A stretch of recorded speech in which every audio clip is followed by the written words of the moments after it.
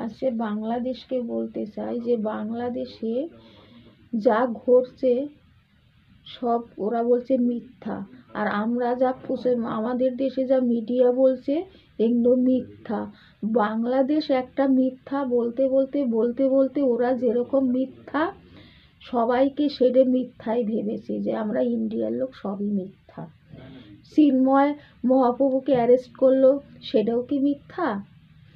একে কোর্টে মুখ করাবে তারও কোনো উকিল নেই, মানে উকিলকে শুদ্ধ মেরে দিছে। তো বাংলাদেশ না আইন শৃঙ্খলা আছে, না আইন আছে। এইরকম দেশ আমি কোনো দিন দেখি না যে একটা শত্রু খুবই খারাপ সে হতে পারে, কিন্তু তাকেও আমাদের ইন্ডিয়াতে তারও সুবিচার, তাকেও মুখ করাতে উকিল দাঁড়ায়। কিন্তু কীরকম বাংলাদেশ, আর সবাইকে আমাদের মিডিয়া মিথ্যা কথা বলে, আমাদের এই মিথ্যা কথা বলে।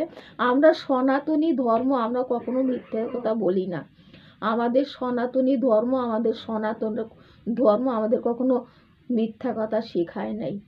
আর কথার কথাই কলকাতা দখল করব, তোমার উড়িষ্যা দখল করব, বিহার দখল করব। এত দখল করার লোভ কেন? এত লোভ কেন? হিন্দুদের মেরে কেটে খাচ্ছে, তবু হচ্ছে না। কই আমাদের হিন্দুরা কেউ কারোর জায়গা দখল করেছে? কোনো মুসলিমের জায়গা দখল করেছে? একটা মেয়ে, তার সোশ্যাল মিডিয়ায় দেখতে পাচ্ছি যে সারাক্ষণ মেয়েটা কীরকম কাঁদছে, যে সে তার বাড়িঘর শুধু দখল করে নিয়ে যাচ্ছে, তার বাড়িঘর শুধু দখল করে। তোরা করে আসলে নেবেই বা না কেন? নেবেই বা না কেন? 10খানা করে বিয়ে করবে, 30খানা করে বাচ্চা তৈরি করবে, জাগা দেওয়ার ক্ষমতা নাই, হিন্দুদের জায়গা দখল করে বসবে। কোনায় কোনায় বিয়ে করে রেখেছে, তাদের 100খানা করে বাচ্চা।